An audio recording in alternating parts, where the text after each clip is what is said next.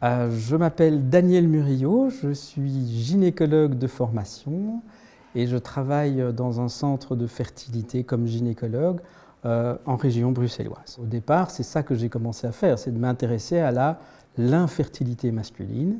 Et puis, petit à petit, j'ai été sensibilisé aussi à l'autre versant, qui est le contrôle de la fertilité, la contraception.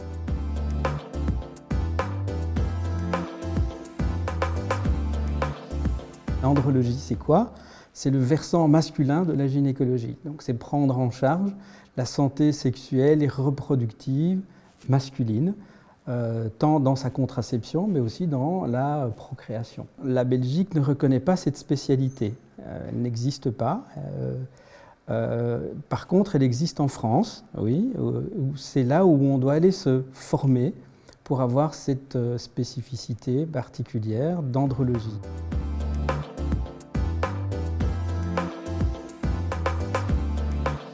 C'est une bonne question, il faudrait poser ça à nos gouvernants. Ça nécessite une organisation au niveau des universités, un programme, un cursus, des gens formés et une validation au niveau de l'INAMI. Et donc ça aura un coût également, puisque ce sera des consultations qui seront remboursées aussi d'une certaine manière. Donc tout ça est compliqué à mettre en route. En tout cas, ce n'est pas dans les tablettes des gouvernements pour le moment. Hein, dans la situation dans laquelle on est plutôt dans essayer de faire des économies au niveau de la santé plutôt que d'en offrir beaucoup plus, quoi.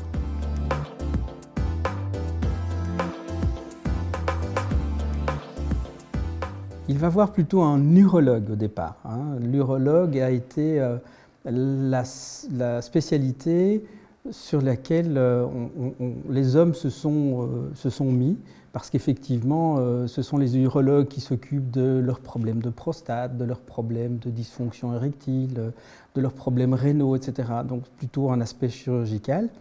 Mais l'urologie n'a pas ce versant andrologie parce qu'elle ne forme pas sur la fertilité ni la prise en charge de la contraception masculine, malheureusement. Et donc, il y a un espace à combler et qui pour le moment, reste que vacant, en tout cas en Belgique.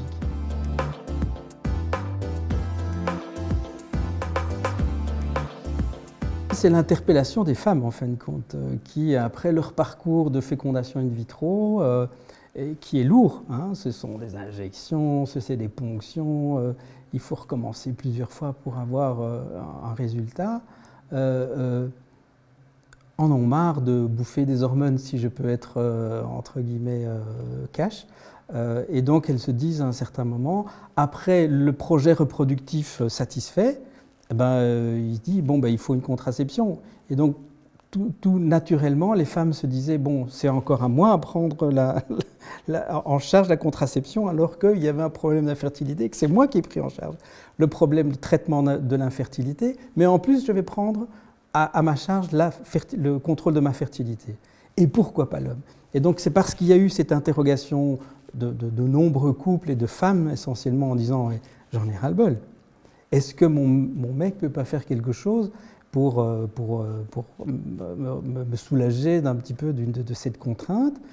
Et moi, je m'y suis intéressé petit à petit. Et c'est surtout en ayant eu ma formation en France en tant que spécialiste de la fertilité masculine que j'ai découvert cette technique de contraception masculine, la thermique, parce que c'est une technique française pure.